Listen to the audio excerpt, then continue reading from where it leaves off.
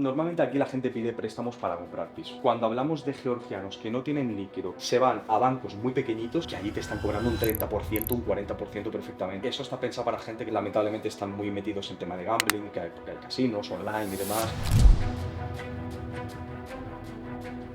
La política fiscal que tenemos hoy en día la instauró el tercer presidente de la República, que es Mikhail Saakashvili, que hoy en día está en la cárcel. ¿Esa sociedad exactamente cómo funciona? En cierta manera tiene un modelo fiscal hablando como Estonia y en el que básicamente tú tienes que tributar únicamente cuando retiras las ganancias de la sociedad. Ciertamente, si tú lo que quieres es la mínima tributación posible, no te recomendaría una sociedad en Georgia porque vas a tener que tributar el...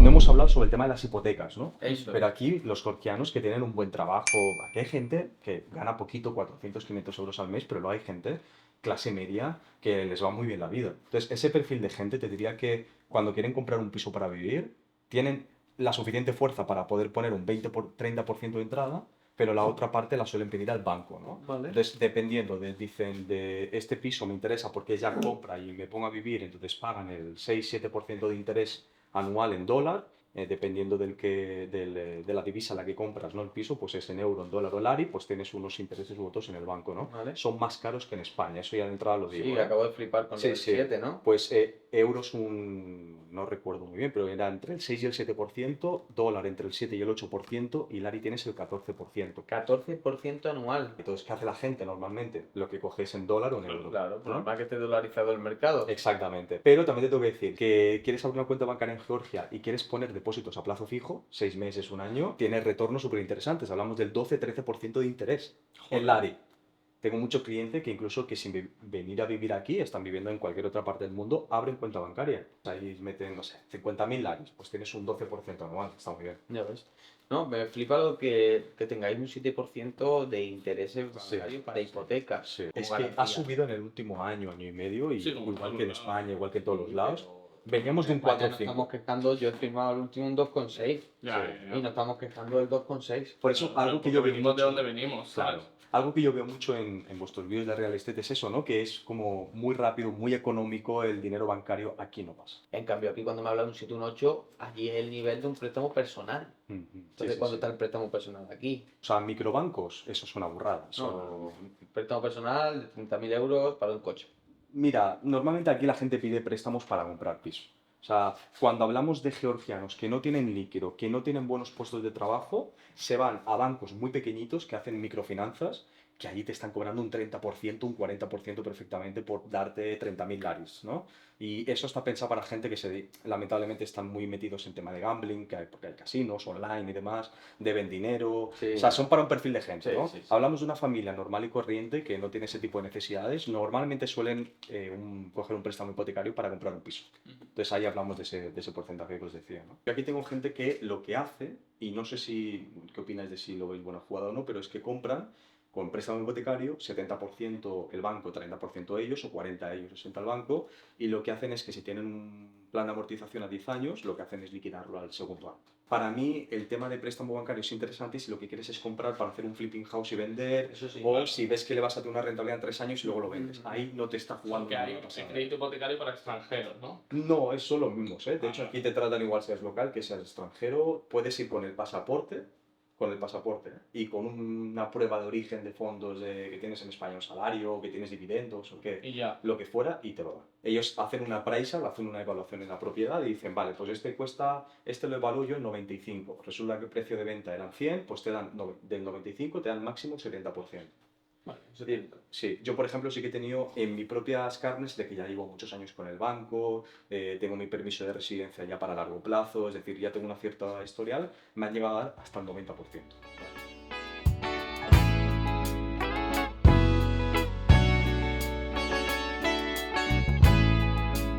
¿Qué tipo de perfiles son los que les interesa realmente venir aquí a Georgia? Mira, el primer tipo de cliente que yo tengo y que me han entrado muchísimo desde el anterior bull run en cripto ha sido eso, precisamente traders en cripto, gente que tiene una buena ganancia de capital Pero tributan cero, ¿no? anual. Las Tributan cripto aquí. 0%, sí. Aquí tenemos un sistema de tributación territorial y teniendo eso en cuenta, además que las criptomonedas, pues bueno, es algo que está en auge. Aquí las criptos están en cierta manera abiertas al mundo, podrían regularizarlas y añadir fiscalidad a esta actividad? Sí, pero no lo hacen porque no les interesa, porque, insisto, es un país de menos de 4 millones de habitantes y viven de que tú vengas aquí a Georgia, compres en el supermercado, alquiles un piso e inviertas en el país. Entonces ellos tienen muy claro su enfoque y que, por cierto, no ha cambiado desde la época de la Revolución de las Rosas de Mikhail Saakashvili. La política fiscal que tenemos hoy en día la instauró el tercer presidente de la República, que es Mikhail Saakashvili, que hoy en día está en la cárcel, porque pues, sus cosas buenas por un lado, malas por otras hizo, ¿no? Entonces, por un lado, cripto, como decía, por otro inversores en acciones, mucho real estate últimamente, cada vez más viene gente enfocada en real estate, que tanto compran en otros países, pero que también están interesados en comprar aquí en terreno, en Georgia, y luego, sobre todo, mucho freelance. Pero ojo, no todos los tipos de freelance o todos los tipos de actividades, porque aquí, y es algo que no me canso de decirlo nunca, hay algunas actividades que van al 1% de impuestos, hasta 500.000 laris georgianos, que al cambio son 175.000 euros, y después tributas al 3%. Pero para personas que están facturando grandes cantidades de dinero, hablamos de 200, 300, 500.000 euros anuales o incluso más, no les sale muy a cuenta Georgia para largo plazo, hablamos de para venir a vivir 5 años, porque la política fiscal nos dice que si tu tipo de actividad grava al 1%, con el régimen que se llama Small Business Status, puedes facturar hasta el 1%, hasta ese límite de 500.000 laris, posteriormente tendrías que tributar al 3%, pero no te puedes pasar por 2 años consecutivos de esta facturación. Porque si te pasas de este límite, el primer año no pasa nada, puedes excederte, pero el segundo, si te excedes, pierdes el estatus de pequeña empresa. Entonces, por ejemplo, ¿qué es interesante para un perfil de freelance de 15.000 euros de facturación al mes para abajo? No tienes ningún tipo de limitación, tributas el 1% y ya. Para gente que está más, también es interesante, pero tienes que estar, yo recomiendo estar 2 años como puente. ¿Por qué? Porque son esos 2 años que te puedes exceder, luego ya pierdes el estatus de pequeña empresa y podemos valorar de que al año siguiente, dejando uno escalonadamente como hueco, poder volver a Georgia, volver a tramitar ese small business y a ver si nos lo permiten activar. Tienes la opción también de montarte tu sociedad, ¿no? Sí, y claro. operar ese, ya no con el estatus de small business, sino ya montar tu sociedad. Esa sociedad exactamente cómo funciona. Claro, no es tan interesante, ciertamente, Miguel, porque el perfil de gente que yo suelo tener más aquí, que son freelancers, están acostumbrados, oye, ¿cuánto es el porcentaje del impuesto? 1, toma, aquí tienes, pago el impuesto mensual y ya. La empresa es interesante, pero en cierta manera tiene un modelo fiscal, hablando como Estonia, es un modelo estonio, y en el que básicamente tú tienes que tributar únicamente cuando retiras las ganancias de la sociedad. Entonces, en cierta manera está bien porque si estás empezando un negocio y lo quieres separar de tu Small Business Status 1%, la otra actividad la puedes meter como empresa y dices, mira, los excedentes que esta empresa me deje para comprar propiedades en Georgia y para poder reinvertir y demás. Pues está muy interesante ese punto, ¿no? Pero ciertamente si tú lo que quieres es la mínima tributación posible, yo personalmente no te recomendaría una sociedad en Georgia. ¿Por qué? Porque vas a tener que tributar el 20%, que es el 15 de sociedades más el 5 al dividendo, cuando retires esas ganancias, ¿no? Pero cuando retires, es decir, si tú al final tienes 2 negocios, por ejemplo, uno lo llevas por la sociedad y otro con el small business, o el small business ya tienes suficiente para vivir, para tributar ese 1%, y luego la empresa lo puede utilizar para reinvertir, montar otras sociedades, invertir incluso en otros países que no sea Georgia, ¿no? Exactamente. Si no me equivoco, entonces puedes tener una movilidad perfecta con una sociedad y luego ser tú autónomo, por así llamarlo. En casos como dices, Miguel, es perfecto, y así tengo clientes. Tengo clientes que tienen esa subactividad, la cual genera menos que la principal, la dividimos, en lugar de small business la pasamos como empresa y suelen reinvertir ese capital en hacer crecer el país y que ellos están invirtiendo en real estate. Ya hemos comentado que existe el small business, que es el 1% hasta los 500.000 laris, si lo pasas, pasa al 3%, y tienes las sociedades, que es el 15% de sociedades más el 5% de dividendo, pero al estilo estonio. Solo lo pagas cuando retiras esos dividendos a tu persona física. Exactamente.